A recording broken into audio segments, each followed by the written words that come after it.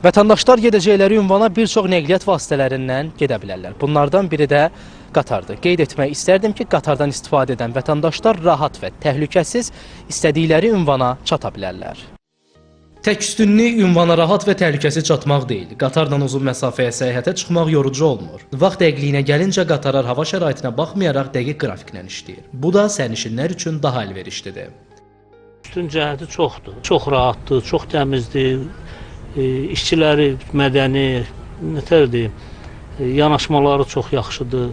Biz rahat şəkildə gedirik, biletləri də rahat şəkildə alırıq.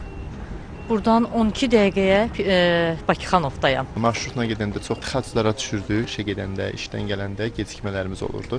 Amma belə çox rahatdır, sərfəlidir.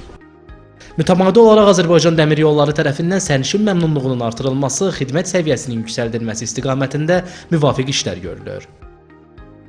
Hazırda bilirsiniz ki, bir neçə istiqamət üzrə Bakıdan rayonlara marşrutlar fəaliyyət göstərir. Buna misal olaraq biz Bakı, Qazax, Bakı, Bakı, Ağdam, Bakı, eyni zamanda Bakı, Qəbələ, Bakı, Bakı, Balakən, Bakı və təbii ki, artıq biz region daxili marşrutlar istifadə etmişik. Gəncə, Mingəçevir, Gəncə və Gəncə, Qəbələ, Gəncə. Bu marşrutlar üzrə təbii ki, bu adını sadladığım rayonlar deyil. Bir marşrut bir neçə rayondan keçir, bir neçə stansiyada qatar dayanır və həmin ərazidə də insanların qatarda istifadə imkanları artır.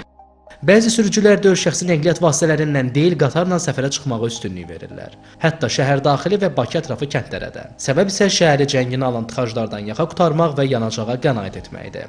Ələkbər Salih, Nail Şahbazov, Telesər.